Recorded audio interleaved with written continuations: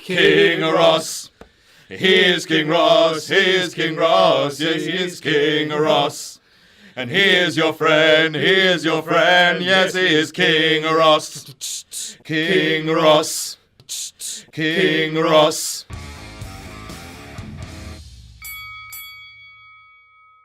It's me, it's that K-I-N-G, and it's that time of the bastard week once again where I take a look at all of the WTF moments from NXT Takeover,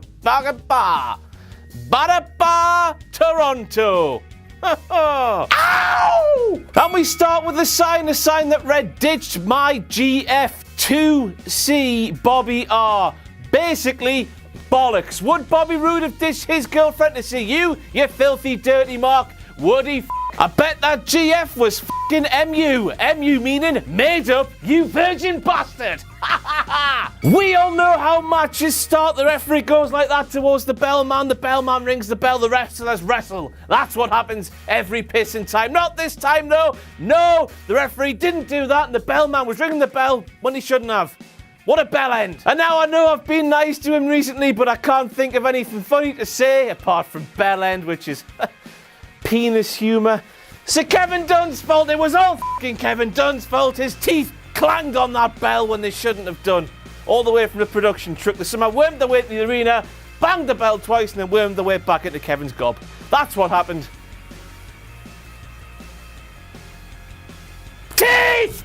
And we have one of my pet peeves in wrestling, the This Is Awesome chant, when Bobby Roode and Ty Dillinger were merely walking round in circles doing absolutely sweet call. Anyway, it shouldn't have been a This Is Awesome chant. Surely Marks in the arena should have realised it should have been a This Is Glorious chant, because Bobby Roode and Glorious. You smelly fucking Marks. Not only do you come up with the most redundant chant in the history of redundant chants, you fucking do it wrong as well. If you're gonna be smelly loser internet virgin Marks, at least do it fucking properly. I will bite your nose off. Will I I will not put your greasy acne-ridden schneck in my mouth, because my mouth is where the magic happens, if you know what I mean.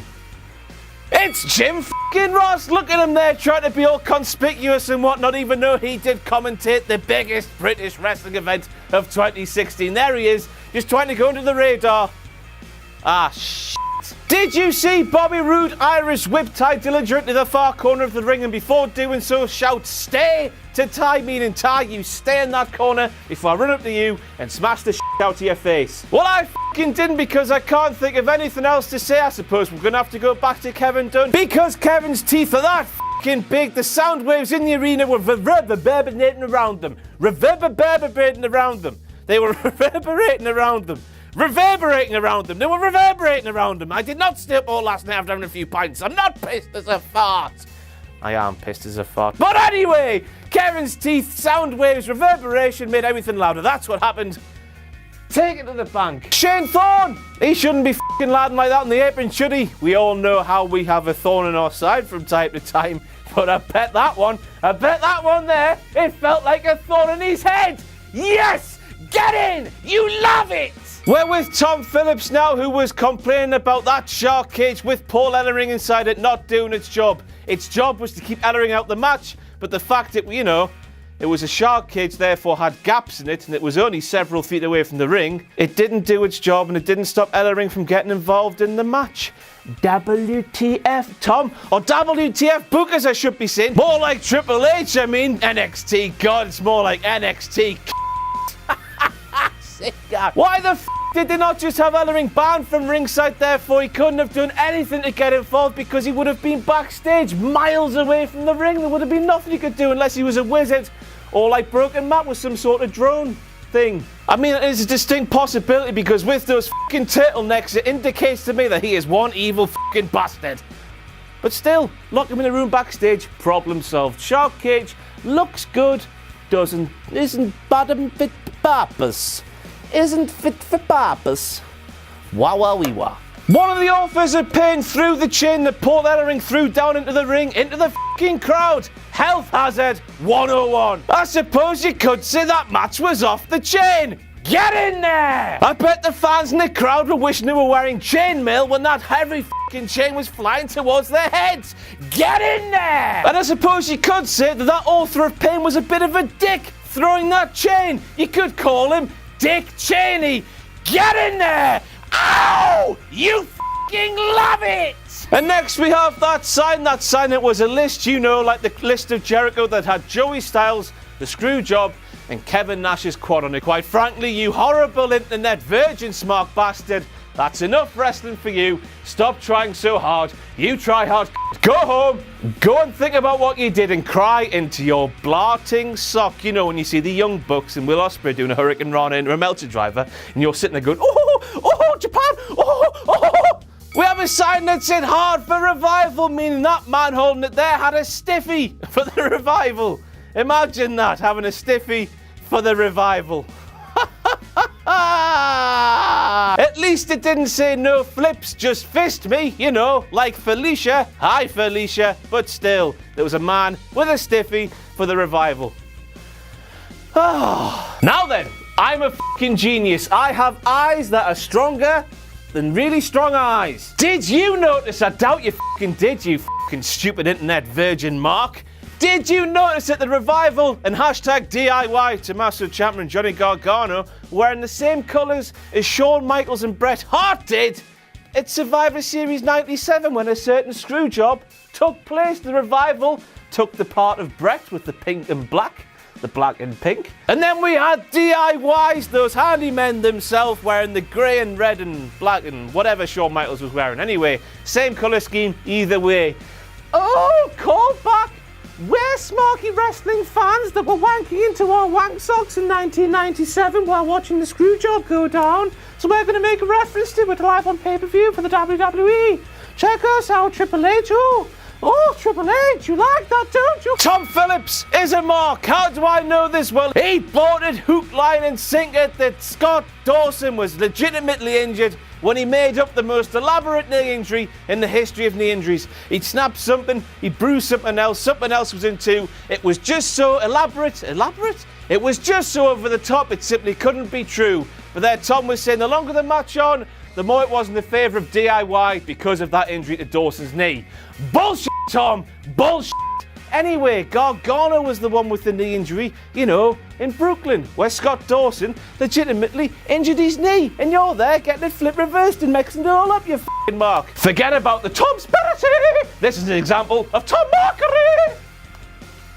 Where's me balls? I know that picture's got absolutely got to do with what I'm talking about now, but it was the only one on WWE.com. WWE.com, why the do you not have full galleries for all the matches like you do for main roster pay-per-views? I had f***ing 3 pictures to choose from this classic, and that was one of them. So f*** you, WWE, you lazy c***s. I'll f***ing bite your nose off! Anyway, Scott Dawson told Johnny Gargano to move, Johnny move, and Johnny, he moved. The mics picked that up. F***ing turn your bastard microphones down, WWE. We see all the internet versions going, oh, WCPW sounds terrible. Well, we're a far smaller f***ing company, not as many logistics, not as many ducats, even though the clickbait ducats they are also sweet motherfuckers. But no, you don't let us get away with it, but when it's NXT, oh, the hipster smarky, oh, Triple H, oh. When it's that hipster rubbish, it's not rubbish though, is it? Well, you know what I mean, when it's that thing, something you like really well, you let them off with it. It's f***ing bollocks, double standards, you f***ing horrible c***s. All of you, marks. You guys did it, you guys f***ing did it! Did you hear that German say that? Because I did. If you didn't, you're f***ing deaf. Not only that though, but Kevin actually bleeped it. He didn't hear the f***, but we clearly saw him say f***, so f***. He got the f***. Enjoy bleeping this, Sam. What about all those Asuka marks in the masks? I suppose you could call them the Asuka marks. We're clutching at straws. There was a lot of them, wasn't there? Even though she's supposed to be the heel, there was like 200 maybe in the front row, all the way around the ring. Babaloo-be-bap. HLA! HLA! HLA! Hot lesbian action for the fucking win! Now, everybody, I know it's 2016, I understand. Please do not get triggered. This is a joke for entertainment purposes. But Mickie James, despite getting the biggest rollicking of rollickins ever after a match with Trish Stratus at WrestleMania 22, you know, for doing this thing that Kenneth McIntosh is now showing in all its glory. Let's just watch Kenny doing it for a while, shall we? This is the only member of the What Culture team who claims he has any ounce of integrity. Right, let's watch him having some integrity. Show the integrity, Kenny, go on. He's got f***ing none, he's like me, I've got more, I've got a f***ing plastic crown on. But even though Mickey got the biggest rollickins ever for doing that lesbianic thing on the biggest stage of them all, she did it again in Toronto when she went towards Asuka. I didn't expect it, you didn't either, knowing that backstory, so WTF. What the f*** was the point of those violinists, violin players, violiners? What the f*** was the point? And there was hundreds of them out there, but not a single one of them was making any difference to Shinsuke Nak's theme. They were just playing the CD, or the MP3, it is 2016 after all, and they were all there doing that, making absolutely no difference to what we were hearing. What was the point? I don't know. Although, I suppose you could say that somebody must have forgotten to plug them in. I don't know who that could be. The following contest set for one fall is for the NXT Championship. Introducing first, the challenger from Huntington Beach, California, weighing in at 282 pounds, Samoa Joe. Pause for pop. Yeah, he did a good job there, didn't he? Should be satisfied with his work. But then he put his f***ing mouth in it. And then he said, and now the challenger. When he should have said, the f***ing champion wants the challenger, wants the champion. It's a simple concept that ring announcer does not understand. He should be fired. I should take his place as I've just demonstrated there because I am a f***ing waxer ring announcer. Samoa Joe doing the crippler crossface in Canada, which prompted chants of Benoit, which were quickly muted by you-know-who. Good work, Kevin. But I'm sure Vince McMahon was f***ing pleased. Why was he f***ing pleased? Because, because he spent the last 9 bastard years doing his bestest for us to all forget about Chris Benoit. And then there's Samoa Joe doing his signature move in his homeland, prompting chants from the crowd. Do you know why he wanted us to forget about him? Well, if you don't, where the f*** have you been? Let's run through it. He murdered his wife, he murdered his child, and he committed suicide. But Joe apparently don't give a shit about that, though.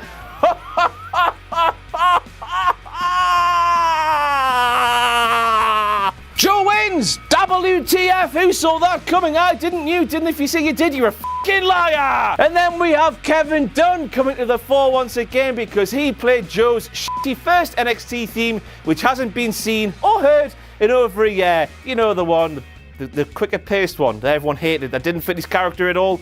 But though, Kevin played it for some reason, when it shouldn't even have been a pissing option. Obviously, one of his f***ing front teeth has jumped out of his mouth, ran all the way back to Stamford, Connecticut, gone in the music library of WWE, picked up the MP3 of that old shitty theme, rolled it all the way back to Toronto, and then put it on Kevin's desk, and then Kevin's hit the wrong f***ing button. He's been murked out by his own f***ing teeth. You don't know what murk means?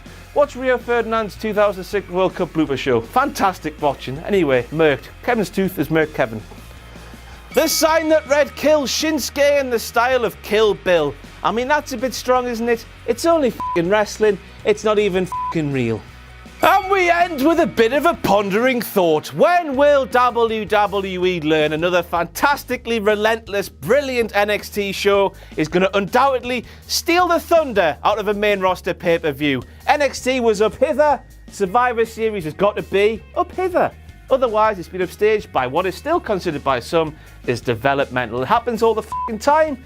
Dallas, SummerSlam, and now Survivor Series. When will they f***ing learn? Over to you, Survivor Series. I would not want to follow that takeover. All the best. Good luck to you. Bonne chance, as the French would say. Because we're in Canada. And that's it for all the WTF moments from WWE NXT Takeover Toronto. Aye. Bye-bye. Hello, magazine called Wrestling. That's right, it's time for issue 3 of Wrestling, this time focusing on the 100 greatest wrestlers of all time. That's been decided by our votes, wrestlers' votes, and of course, your votes. There's a big feature on the practice of blading, and of course, a How WWE Should Have Booked written by this guy. This time, How WWE Should Have Booked the anonymous Raw general manager. Not only that, but there are 5 covers of What Culture Wrestling 3 to collect out there. Can you catch them all? I don't care. Wrestling! As ever, you can pre-order the magazine by going